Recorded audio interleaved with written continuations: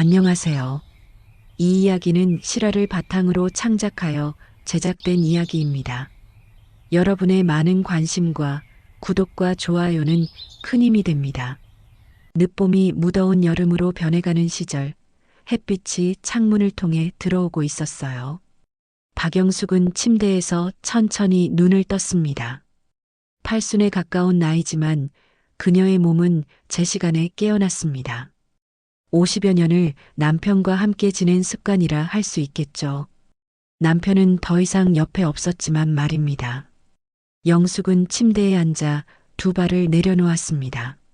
슬리퍼를 신고 일어서는 그 동작, 그것조차도 수십 년의 반복이 만들어낸 자동으로움이었어요. 그녀는 침대 옆 탁자에 놓인 흑백 사진을 바라봤습니다. 젊은 시절에 남편이 웃고 있었습니다. 이제 40여 년이 지난 모습의 남편은 영숙의 기억 속에만 존재했어요. 영숙은 무릎을 꿇고 그 사진 앞에서 두 손을 모았습니다. 오늘도 모두 안내해 주세요. 입술이 움직였고 그 목소리는 침실 안에 고요하게 퍼졌습니다. 짧은 기도를 마친 후 그녀는 일어나 거울을 봤습니다. 얼굴을 씻고 머리를 빗고 옷을 입었습니다. 이 모든 것이 하루의 시작을 알리는 신호였어요. 부엌으로 향하는 발걸음, 그것도 여전히 같은 리듬을 유지했습니다. 냉장고를 열었습니다. 음식 냄새가 나왔어요. 밥과 반찬 몇 개, 전날 새로 지은 된장국까지. 그녀는 이 모든 것을 정성스럽게 담아냈습니다. 혼자 먹을 밥이지만 손에는 힘이 들어가 있었어요.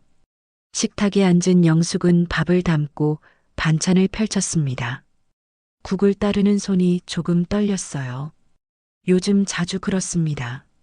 밥을 한 숟가락 떠먹으려는 순간 탁자 위에 휴대폰에서 알림음이 났습니다. 띠링, 띠링. 카톡 알림이었어요. 영숙은 밥을 내려놓고 핸드폰을 집어들었습니다. 화면에는 우리 가족 단체 채팅방이 떴습니다. 아들 박준호와 며느리 이소은, 그리고 손자 박준영이 함께하는 채팅방이었죠. 할머니, 안녕하세요. 손자 박준영의 메시지가 가장 먼저 보였어요. 그 글귀 아래로는 며느리 이소은의 따뜻한 인사가 이어졌습니다. 어머니, 날씨가 정말 덥네요. 요즘 감기 조심하시고요. 영숙의 입가에 미소가 떠올랐습니다. 그녀는 천천히 메시지에 답장을 했어요. 고마워. 엄마도 너희 건강 잘 챙겨라. 삭제하고 다시 썼습니다. 할머니 그리워. 고파. 손자에게 일일이 답장을 했어요. 핸드폰을 내려놓고 다시 밥을 입에 넣었습니다. 텔레비전을 켜자 아침 뉴스가 나오고 있었죠. 앵커의 목소리가 식탁으로 흘러들어왔습니다. 교통사고가 발생했습니다. 그 말을 듣는 순간 영숙의 숟가락이 멈췄어요. 강남 강변북로에서 오전 8시경 차량 3대가 연루된 교통사고가 발생했습니다. 영숙의 얼굴이 창백해졌습니다. 강남 강변북로요. 그곳은 아들이 다니는 건설회사에서 가까운 곳이었어요. 그곳은 아들이 매일 지나가는 길이었습니다. 영숙의 손이 떨렸습니다. 지금 현장을 보도 중입니다. 화면이 교통사고 현장으로 바뀌었어요. 부서진 자동차들, 구급차, 소방차. 영숙은 밥을 놔버렸습니다. 휴대폰을 집어들었습니다. 아들에게 전화를 걸었어요. 하하. 한 번 울렸습니다. 두 번 울렸습니다. 세 번 울렸습니다. 아무도 받지 않았어요. 영숙의 심장이 빠르게 뛰기 시작했습니다. 아, 아들아. 영숙의 목소리가 떨렸습니다. 휴대폰을 내려놓고 다시 들었어요. 번호를 다시 눌렀습니다. 다이얼음이 울려 퍼졌습니다. 한 번, 두 번, 세 번. 응답하는 음성이 아닌 자동 안내 음성만 들렸어요. 영숙은 소파에 앉았습니다. 그 손에는 힘이 들어가 있었습니다. 어떻게 할지 몰라서 다시 한번 전화를 들었어요. 그 순간이었습니다. 띠링. 화면에 알 수 없는 번호가 떠올랐습니다. 영숙은 손을 비비며 전화를 받았어요.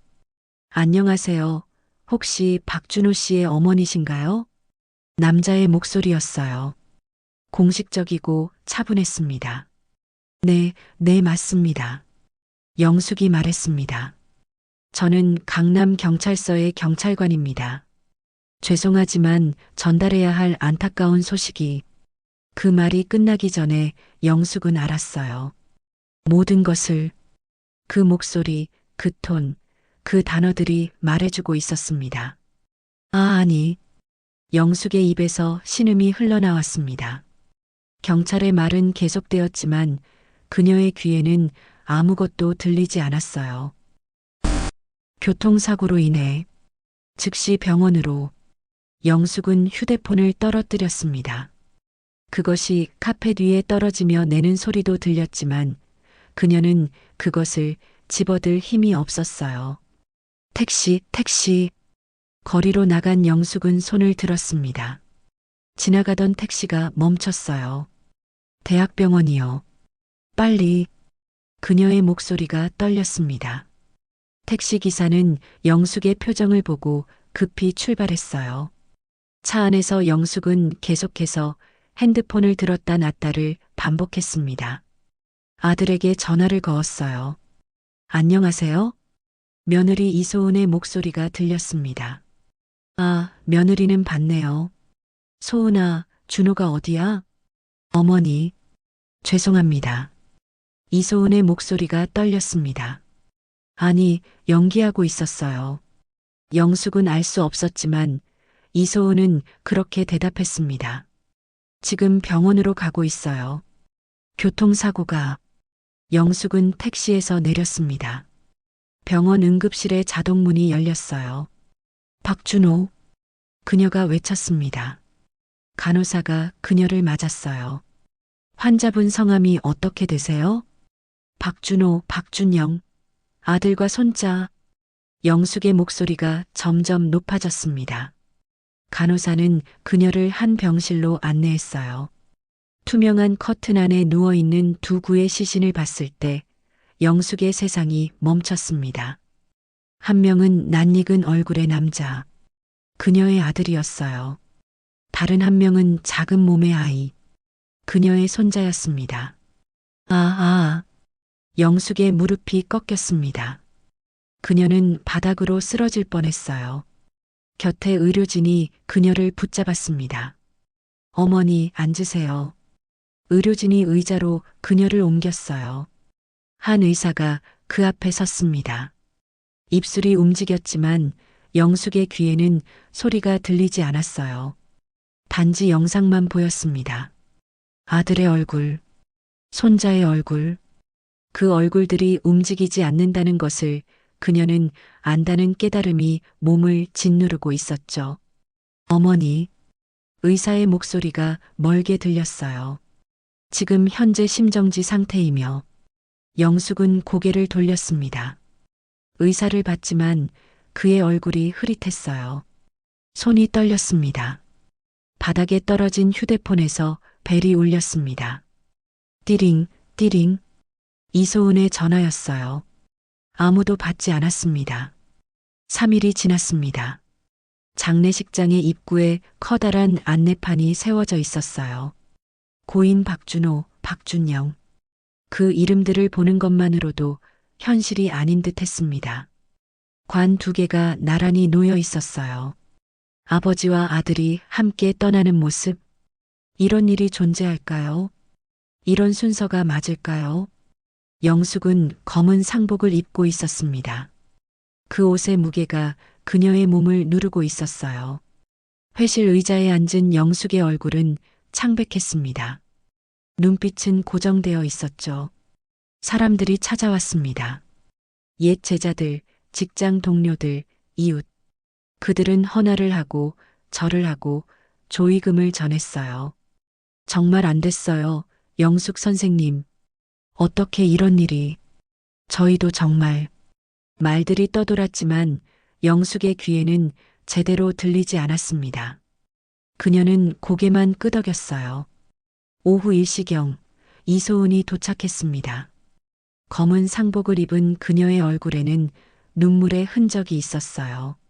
하지만 그녀의 걸음은 침착했습니다. 마치 이미 준비되어 있었다는 듯이 이소은은 영숙에게 다가갔습니다. 그리고 그 앞에 무릎을 꿇었어요. 어머니, 그 목소리에 진심이 있는지 연기가 있는지 영숙은 판단할 수 없었습니다. 그녀는 단지 이소은의 머리에 손을 얹었어요. 그 손이 가볍게 흔들렸습니다. 소은아, 우리 준영이. 영숙의 목소리가 떨렸습니다. 우리 준영이 얼마나 엄마를 잘 따랐는지 말을 잇지 못했어요. 이소은이 얼굴을 들었습니다. 어머니, 저는 더 이상 혼자 있을 수 없습니다. 그 말을 했어요.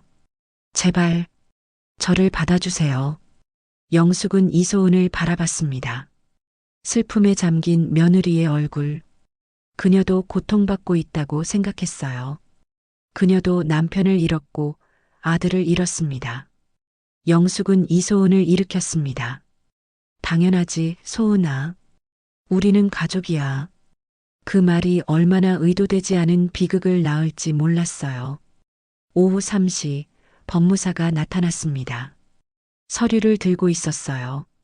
보험금 관련 서류입니다. 법무사의 목소리가 차분했습니다. 금액이 상당합니다. 아드님이 많이 가입해 두셨네요. 숫자들이 종이 위에 적혀 있었습니다. 영숙은 그것을 보지 않았어요. 그녀는 그런 것에 관심이 없었습니다. 하지만 이소은의 눈은 그 숫자들을 따라갔습니다. 그녀의 시선이 종이 위를 지나갔어요. 계산을 하는 듯한 표정이었습니다. 저녁 무렵이 되었습니다. 장례식장에 불이 하나둘 켜졌어요. 이소은이 영숙에게 다가왔습니다. 작은 목소리로, 어머니, 이제 저는 어디로 가야 할까요? 영숙이 그녀를 바라봤습니다. 당신 집이 있지 않아요? 네, 있지만 그곳에 혼자 있기가. 이소은의 목소리가 떨렸습니다. 영숙은 이소은의 손을 잡았어요. 그럼 내 집으로 와. 우리 함께 살자. 그 말에 이소은의 입가에 미소가 떠올랐습니다. 아주 짧은 순간이었지만 그것은 미소였어요. 일주일이 지났습니다. 박영숙의 오래된 아파트는 비어가고 있었어요. 포장지를 펼친 짐꾼들이 박스에 물건을 담았습니다. 아주머니, 이것도 쌀 상자죠? 짐꾼이 물었어요. 네, 그것도 조심히 담아주세요. 영숙은 한 구석에 앉아 그 장면을 봤습니다. 남편이 앉던 소파가 포장지에 감싸였어요. 손자가 그린 그림들이 냉장고에서 떨어져 나갔습니다. 그것들도 박스에 들어갔습니다. 영숙이 가장 마지막에 챙기는 것은 남편의 흑백 사진이었어요. 그것을 박스에 넣지 않고 손에 들고 있었습니다. 다 했습니다, 아주머니. 짐꾼이 말했어요. 수고해 주셨어요. 영숙이 말했습니다. 이사 트럭이 출발했어요. 이소은의 신축 주택은 세련되고 현대적이었습니다. 큰 거실, 밝은 방들, 미니멀한 인테리어. 짐꾼들이 박스를 옮겼어요. 이소은은 영숙을 방으로 안내했습니다. 새로 꾸려진 방이었어요. 침대, 장롱, 책상 모두 새 것이었습니다. 여기에요, 어머니. 편하게 쓰세요. 이소은이 말했습니다. 영숙은 그 방을 바라봤어요. 낯선 공간이었지만 정성이 담겨 있었습니다. 고마워, 소은아. 영숙이 말했습니다. 물건들이 방 안에 자리 잡기 시작했습니다. 남편의 사진이 침대 옆 탁자에 놓였어요. 손자 준영의 학용품, 그림일기, 장난감들이 책상 위에 정렬되었습니다. 그것들을 보는 영숙의 눈에서 눈물이 흘러내렸죠. 첫 저녁이 왔습니다. 거실에서 이소은이 부엌으로 들어갔어요. 냄새가 퍼져나왔습니다. 반찬을 짓는 냄새였어요. 영숙은 그 냄새를 맡았습니다. 멸치볶음, 계란말이, 호박전. 그것들은 남편이 가장 좋아하던 반찬들이었습니다. 이소은이 그것들을 정성스레 접시에 담아왔어요. 밥을 하고 국을 끓였습니다. 두 사람이 식탁에 나란히 앉았어요. 거실의 한쪽 벽에는 아들과 손자의 사진이 크게 붙어 있었습니다. 그 사진을 보며 영숙이 숟가락을 들었어요. 국을 한 입 마셨습니다. 그 맛이 자신이 알던 맛이었습니다. 어머니, 무리하지 마시고 편하게 먹으세요. 이소은이 반찬을 덜어주었어요. 영숙의 눈에서 눈물이 흘러내렸습니다. 고마워, 소은아. 정말 말을 잇지 못했어요. 이소은이 영숙의 손을 잡았습니다. 아무 말도 하지 않고 이 일이 있은 지 2주일이 지났습니다. 새벽 11시경이었어요. 영숙은 밤중에 화장실을 다녀오고 있었습니다. 침실에서 거실로 나가는 복도를 걸으며 그녀는 거실에 불이 켜져 있음을 봤어요. 침대에서 일어나 화장실을 가다 마신 한 잔의 물 때문에 그 우연이 모든 것을 바꾸게 될 줄은. 영숙은 발소리를 내지 않으며 거실로 나갔습니다. 거실의 불빛은 조용하고 차갑게 느껴졌어요.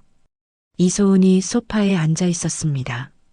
그녀 앞에는 노트북과 서류 더미가 펼쳐져 있었죠.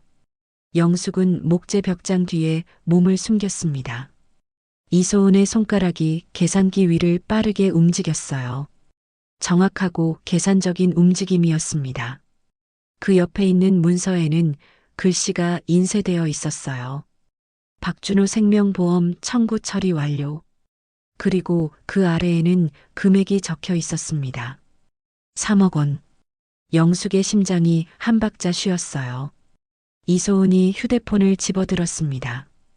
그녀의 목소리가 낮게 울렸어요. 계획대로 진행되고 있어. 어머니는 거의 완벽해. 한 달 안에는. 상대방의 목소리가 들려왔습니다. 남자의 목소리였어요. 어머니의 보험은 어때? 남자가 물었습니다. 이소은의 입가에 미소가 떠올랐어요. 좋아. 정보를 좀 더 모아야 하는데 아마 충분할 거야. 이번엔 더 깔끔하게 할 거니까. 영숙의 체온이 떨어졌습니다. 마치 얼음물에 빠진 듯한 그 감각. 보험. 그 단어가 반복해서 들렸어요. 어머니. 그 단어도 반복되었습니다. 영숙은 그 자리에서 움직이지 못했습니다. 완전한 문맥을 알지 못했지만 뭔가 잘못된 것 같았어요. 심하게 잘못된 것 같았습니다. 영숙은 조용히 자신의 방으로 돌아갔습니다. 침대에 누웠어요. 천장을 바라봤습니다. 새벽이 올 때까지 그녀는 눈을 감지 못했습니다. 다음 날 아침이 왔습니다. 식탁이 세워졌어요. 이소은이 밥을 담았습니다. 계란찜을 담았어요. 예전처럼 따뜻하고 자상했습니다. 하지만 영숙의 눈에는 모든 것이 다르게 보였어요. 이소은의 움직임이 계산된 것처럼 느껴졌습니다. 그녀의 미소가 연기처럼 보였어요. 어머니, 요즘 건강은 어떠세요? 이소은이 물었습니다. 혹시 보험료 많이 나가시나요? 영숙의 숟가락이 멈췄어요. 저도 좀 알고 싶어서요.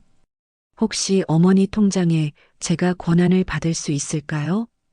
이소은이 계속했습니다. 약해지시는 것 같아서 걱정돼요. 영숙은 대답을 하지 않았어요. 나는 괜찮아. 짧은 말만 했습니다. 이소은의 얼굴이 찰나의 순간 차가워졌어요. 그 찰나가 영숙의 눈에 들어왔습니다. 점심시간이 되었습니다. 영숙은 침실로 들어갔어요. 침실 한 구석 책장 아래에는 자신의 도서관이 있었습니다. 그곳에서 보험 서류들을 꺼냈어요. 생명보험 증권, 통장, 도장의 위치, 모두 영숙이 알고 있던 것들이었습니다. 하지만 이제 그것들이 위협처럼 느껴졌어요. 영숙은 그 서류들을 침대 아래 더 깊은 곳에 숨겼습니다. 오후 2시경이었어요. 이소은이 침실 문을 살짝 열었습니다. 영숙은 등을 돌리고 있었어요. 이소은은 그 모습을 오래 바라봤습니다. 그녀의 표정이 계산적으로 변했어요. 저녁 때가 되었습니다. 이소은이 외출을 했어요. 친구 만나러 가요. 그렇게만 말했습니다. 영숙은 그것을 봤습니다. 사흘이 지났습니다. 밤 11시경이었어요. 영숙은 침대에 누워 있었습니다. 그 순간 그녀의 가슴에 통증이 시작됐어요. 처음엔 약했습니다. 하지만 점차 심해졌어요. 영숙은 일어나려 했지만 몸이 움직이지 않았습니다. 공포가 찾아왔습니다. 그녀는 손을 뻗어 옆 테이블에 휴대폰을 잡았어요. 119 음성 통화를 했습니다. 네, 119입니다. 제가 가슴이 아파요. 영숙의 목소리가 떨렸습니다. 구급차가 도착했어요. 응급대원들이 들것을 들고 들어왔습니다. 어디가 아픈데요? 가슴이. 계속. 알겠습니다. 병원으로 옮기겠습니다.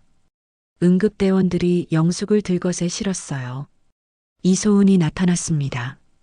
그녀의 표정은 평온했어요. 응급차가 출발했습니다. 이소은이 그 옆에 앉아 있었습니다. 그녀는 영숙의 손을 잡지 않았어요. 대신 응급대원과의 대화에만 집중했습니다. 보험은 어떻게 되나요? 이소은이 물었습니다. 응급대원이 이소은을 흘깃봤어요. 그 질문이 어색했기 때문입니다. 보험은 나중에 병원에서 확인하셔야 합니다. 응급대원이 말했습니다. 대학병원의 응급실. 의사들이 영숙을 중환자실로 옮겼어요. ECG 모니터, 수액, 산소 마스크가 그녀를 둘러쌌습니다. 진단은 심근경색의 초기 증상입니다. 의사가 설명했어요. 더 심했다면 위험했을 상황이었습니다. 의사는 영숙의 옆에 모니터를 보며 섰습니다. 이소은이 의사에게 물었어요. 어머니가 혹시 혼자 계세요? 보험 같은 건 따로 드신 게 있나요? 의사는 이소은을 바라봤습니다. 그 질문이 어색했어요. 몇 시간 후 의식을 회복한 영숙이 이소은을 바라봤습니다. 눈빛이 다르게 느껴졌어요. 이제 그 눈빛에는 의심이 들어 있었습니다. 이소은도 그것을 감지했어요. 그녀의 입가에 찰나의 미소가 떠올랐다 사라졌습니다. 병원의 복도에서 이소은이 휴대폰을 들고 나갔습니다. 전화 상대는 남자였어요. 더 빨리 진행해야 해. 계획이 복잡해지고 있어. 그녀의 목소리가 낮고 차갑게 들렸습니다. 이 일이 있은 지 닷새가 지났습니다. 영숙은 회복 중이었어요. 몸은 약했지만 정신은 맑았습니다. 오후 2시경이었어요. 이소은이 병원 다녀오라며 나갔습니다. 그 시간을 이용해 영숙은 집으로 돌아갔습니다. 아니, 이소은의 집으로 돌아갔어요. 이제 그 집도 자신의 집인지 위험한 곳인지 알 수 없었습니다. 거실로 향했습니다. 한 발 한 발이 조심스러웠어요. 거실의 책장 뒤에는 이소은이 숨겨둔 서류 더미가 있었습니다. 영숙이 그것들을 꺼냈어요. 박준호 생명보험 청구 완료. 금액 3억 원. 박준영 생명보험 청구 완료. 금액 1억 5천만 원. 보험금 입금 계좌는 모두 이소은의 이름이었어요. 영숙의 손이 떨렸습니다. 그 아래에는 새로운 문서가 있었어요. 박영숙 생명보험 신청 서류. 수익자 이소은. 금액 2억 원. 영숙은 그것을 읽었습니다. 자신의 이름이 거기 있었어요. 그 문서 옆에는 메모가 있었습니다. 3주 후가 좋겠어. 모든 준비가 완료될 테니까. 그리고 의약병 하나. 라벨을 봤어요. 수면제였습니다. 처방약이 아니었어요. 영숙의 손이 의약병을 집어들었습니다. 들었다 놨다를 반복했어요. 자신의 음식에 섞여 있었나? 무서움이 파도처럼 밀려왔습니다. 침실로 가서 영숙은 침대 아래에 숨겨둔 자신의 서류들을 다시 확인했습니다. 책상 앞에 앉았어요. 종이와 펜을 집어들었습니다. 그녀는 이소은과의 대화를 기록하기 시작했어요. 이소은의 야간 활동, 들었던 말들, 발견한 서류들, 모든 것을 기록했습니다. 오후 3시 30분경이었어요. 영숙의 휴대폰에서 문자 알림이 났습니다. 출처는 불명한 번호였어요. 화면을 켜자 대화 내용 캡처본이 보였습니다. 이소은과 남자 사이의 대화였어요. 시어머니 다음이야. 그게 마지막이야. 그 다음엔 다시 시작할 수 있어. 그것을 읽는 순간 영숙은 알았습니다. 모든 것을, 남편과 손자의 죽음도, 자신이 겪고 있는 모든 일도, 그리고 앞으로 올 죽음도. 영숙은 침대에 앉았어요. 한참을 움직이지 않았습니다. 그녀의 눈빛이 공포에서 결연함으로 변했습니다. 밤이 깊었습니다. 영숙은 침실 문을 잠그고 움직였어요. 침실 창문이 닫혀 있었습니다. 발견한 증거물들을 사진으로 찍기 시작했어요. 의약병, 서류, 메모 모두. 그것들을 클라우드에 업로드했습니다. 휴대폰 메모장에 이소은의 범죄 행동을 모두 기록했어요. 시간, 날짜, 증거. 정밀하고 정확하게. 그리고 녹음 애플리케이션을 켜두었습니다. 혹시 모를 대화를 기록하기 위해서였어요. 새벽 2시경이었습니다. 이소은이 귀가했어요. 영숙은 침실에서 그 소리를 들었습니다. 거실에서 이소은의 발소리가 들렸어요. 그녀가 또 무언가를 확인하고 있는 것 같았습니다. 영숙은 침대에 누워 이를 악물었어요. 새벽 5시경이었습니다. 영숙의 휴대폰에서 문자가 왔어요. 그번엔 명확한 출처였습니다. 자신의 옛 친구 김은숙이었어요. 영숙이가 나한테 미리 연락해뒀대. 뭔가 문제가 생기면 이거 경찰에 전달하라고. 미안하지만 널 못 미리 알려줘. 메시지에는 영숙이 구한 문자의 내용이 담겨 있었어요. 영숙은 이 문자를 읽고 미소 지었습니다. 심근경색 이튿날 병원에서 옛 친구에게 편지를 보낸 것이 효과가 났어요. 그 편지에는 이소은의 계획과 의심사항이 모두 담겨 있었습니다.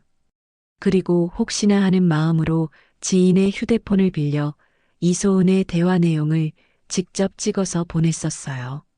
새벽 7시경이었습니다. 영숙은 경찰청에 전화를 걸었어요. 여기는 강남경찰서입니다.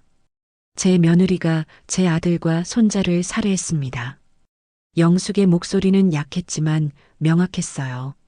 그리고 지금 저를 해치려고 합니다. 증거가 있습니다.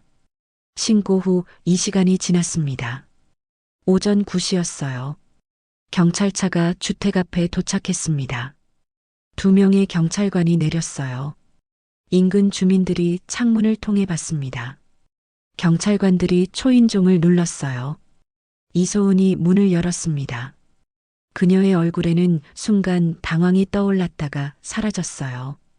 경찰관이 영장을 보이며 집 안으로 들어갔습니다. 뭐 하시는 건데요? 이소은이 물었어요. 신고가 들어왔습니다. 경찰관이 설명했습니다. 거실에서 경찰관들은 영숙을 봤어요. 그녀는 소파에 앉아 있었고 손에는 증거물들을 담은 봉투가 있었습니다. 경찰관이 그것을 받아봤습니다.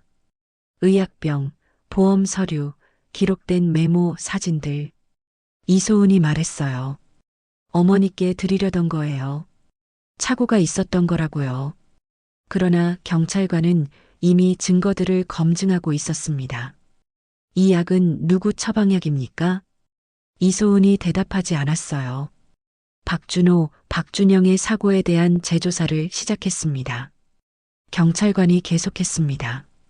당신의 위치 정보와 주변 CCTV를 확인 중입니다.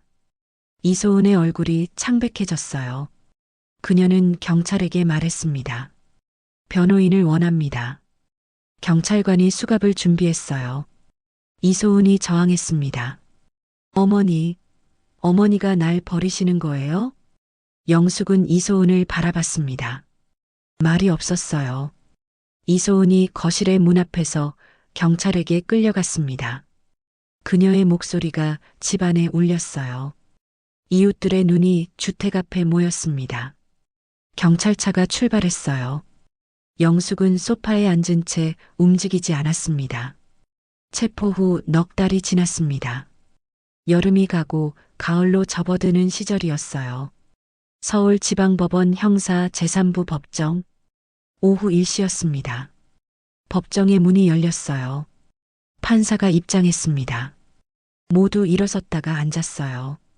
검사가 기소장을 낭독했습니다.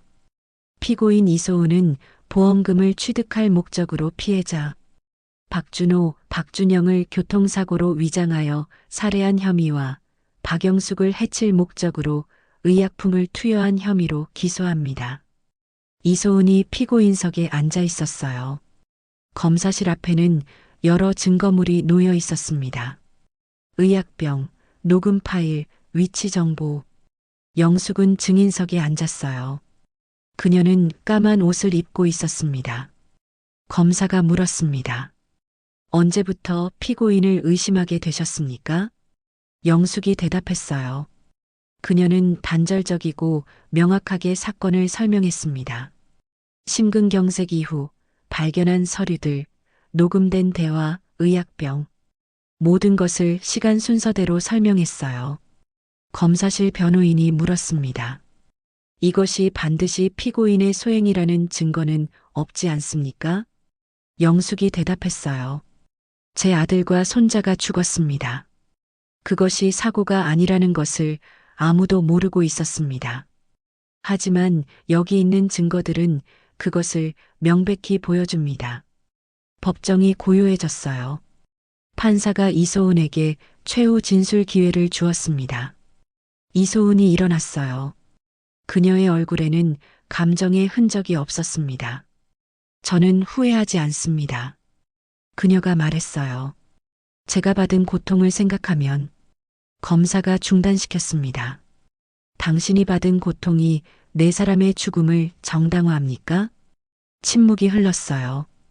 이소은은 아무 대답도 하지 않았습니다.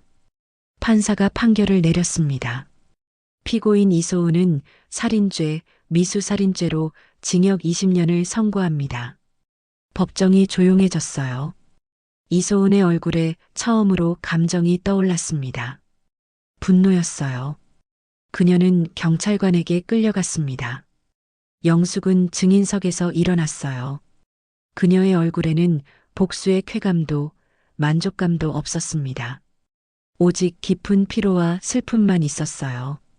판결 후 42년이 지났습니다. 다시 봄이 왔어요. 벚꽃이 흩날렸습니다. 서울 근교의 봉은사 묘지였어요. 박영숙과 그녀의 친구 김은숙이 묘지를 올라가고 있었습니다. 여기가 맞지, 영숙이?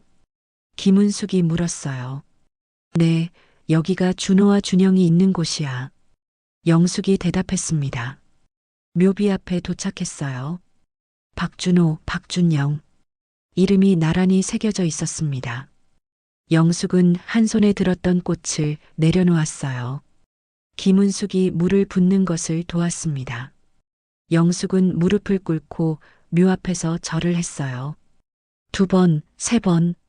그 다음 영숙은 조용히 말을 건넸습니다. 준호야, 준영이야. 드디어 엄마를 만났어. 그녀의 목소리는 바람에 씻겨갔지만 그 말의 무게는 묘비에 닿았습니다. 그 아이가 어떤 아이인지 알게 되었어. 우린 이제 더 이상 그 거짓에 속지 않을 거야. 김은숙이 영숙의 옆에 앉았어요. 그 손이 영숙의 손을 잡았습니다. 옆자리 묘들에는 다른 사람들의 제사 준비물들이 놓여 있었어요. 세상은 계속 돌아갔습니다. 영숙은 묘지에 한참 더 앉아 있었습니다. 햇빛이 벚꽃잎을 통과해 그녀의 얼굴을 비쳤어요. 그녀의 표정은 평온하지 않았지만 결연했습니다. 그녀는 일어나 묘에 다시 절을 했습니다. 천천히 묘지를 내려왔어요. 내려가는 계단에서 그녀는 한 번 뒤를 돌아봤습니다. 그리고 다시 앞을 바라보며 걸어갔습니다. 판결 후 만 3년이 지났습니다. 여름날이었어요. 서울 강남 지역사회복지관 아동지원센터. 밝은 햇빛이 센터의 창문을 통해 들어왔습니다. 아이들의 웃음소리가 들렸어요. 영숙이 초등학교 저학년 아이들을 모아놓고 있었습니다. 이 모양 봤지? 이걸 어떻게 그릴까? 그녀가 물었어요. 손에는 색연필과 종이가 있었습니다. 아이들이 손을 들고 대답했어요. 영숙이 웃었습니다. 그 웃음이 진짜였습니다. 잠시 후 한 아이가 영숙에게 다가왔어요. 그림책을 보여줬습니다. 이건 우리 아빠야. 그 아이가 말했습니다. 그림 속에는 어설픈 형태의 남자가 그려져 있었어요. 영숙의 손이 한순간 멈췄습니다. 하지만 그녀는 이내 미소를 다시 띄었어요. 우리 준영이도 그림을 그렸어. 정말 잘 그렸어. 영숙이 말했습니다. 그 아이는 영숙을 바라봤어요. 선생님은 손자분이 있어요? 영숙이 대답했습니다. 있어. 천국에 있지만 항상 여기 있어. 그녀는 자신의 가슴을 가리켰습니다. 점심시간이 왔어요. 다른 교사들과 함께 급식소에서 밥을 먹고 있었습니다. 동료가 영숙에게 물었어요. 영숙 선생님, 언제부터 이렇게 아이들과 잘 지내셨어요? 처음엔 좀 멀리 계셨는데? 영숙이 대답했습니다. 이제야 알게 되었어. 내가 잃어버린 사랑을 여기서 나눌 수 있다는 것을. 오후 5시가 되었어요. 센터를 나가는 영숙이었습니다. 그녀는 혼자였어요. 하지만 그 혼자임이 외로움이 아니라는 것을 알았습니다. 그것은 선택된 고독이었고 의미 있는 시간이었어요. 혼자 집으로 돌아가는 길. 그녀는 거리에 있는 작은 카페에 들어갔습니다. 거기서 그녀는 편지를 썼어요. 누구에게인지는 불명확했지만 그 편지에는 사랑이 담겨 있었습니다. 판결 후 5년이 지났습니다. 봄날이었어요. 서울 남부교도소 면회실. 면회실의 탁자가 투명한 칸막이로 반으로 나뉘어 있었습니다. 이소은이 반대편에 앉아 있었어요. 그녀는 교도복을 입고 있었고 그 얼굴은 5년 전보다 얇아져 있었습니다. 영숙이 반대편 의자에 앉았습니다. 둘 사이에는 침묵이 흘렀어요. 전화기를 들었다 놨다를 반복하는 이소은. 마침내 그녀가 입을 열었습니다. 왜 오셨어요? 영숙이 전화기를 집어들었어요. 너의 엄마 생각을 하면서. 이소은이 웃었습니다. 그것은 비웃음이었어요. 제 엄마를 생각하신다고요? 제 엄마는 제가 여기 있을 때도 저를 버렸습니다. 영숙이 대답했습니다. 너의 엄마가 그랬나 봐. 하지만 나는 너를 버리지 않으려 왔어.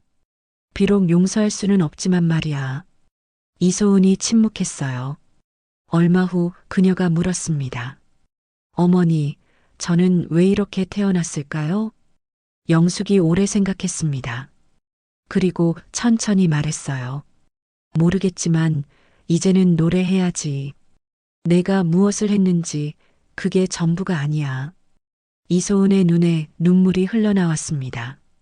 그것이 진짜 눈물인지 아니면 또 다른 연기인지는 누구도 알 수 없었어요. 면회 시간이 끝났습니다. 교도소 직원이 신호를 했어요. 이소은이 일어났습니다. 영숙도 일어났어요. 둘 다 전화기를 내려놓았습니다. 그 손들이 투명한 칸막이에 닿을 듯 했지만 닿지 않았습니다. 영숙이 그 손을 바라봤어요. 그리고 일어나 돌아섰습니다. 뒤를 보지 않았습니다. 면회 후 한 달이 지났습니다. 초봄의 아침이 왔어요. 창문으로 첫 햇빛이 들어왔습니다. 새로 구한 작은 주택의 침실이었어요. 박영숙이 침대에서 천천히 눈을 떴습니다. 그 얼굴에는 나이의 흔적이 더 깊어져 있었습니다. 어깨도 구부러졌어요. 하지만 그 눈빛은 여전히 맑았습니다. 그녀는 침대에서 일어나 무릎을 꿇었습니다. 옆 탁자에 놓인 남편과 손자의 사진 앞에서요. 두 손을 모았습니다. 오늘도 모두 안내해 주세요. 입술이 움직였습니다. 기도를 마친 후 일어나 부엌으로 간 영숙이었어요. 밥을 지었습니다. 반찬을 담았습니다. 그것들은 혼자 먹을 밥이었지만 그녀는 정성으로 준비했어요. 거실의 소파에 앉아 밥을 먹었습니다. 텔레비전을 켜자 뉴스가 나왔어요. 신문에는 이소은의 모범수 감형 뉴스가 보였습니다. 영숙이 그것을 봤습니다. 특별한 감정 없이요. 밥을 다 먹은 후 신발을 신었습니다. 출근이었어요. 센터로 가는 길, 거리에 벚꽃이 피기 시작했습니다. 봄이 다시 왔어요. 같은 봄이었지만 완전히 다른 봄이었습니다. 영숙은 거리를 걸었습니다. 한 발 한 발이 묵직했지만 확실했어요. 그녀는 뒤를 돌아보지 않았습니다. 오직 앞만 봤습니다. 앞에는 다시 만날 아이들, 새로운 하루, 그리고 계속되는 삶이 있었어요. 아침 햇빛이 그녀의 얼굴을 비쳤습니다. 그 얼굴이 점차 멀어졌어요. 화면이 어두워졌습니다.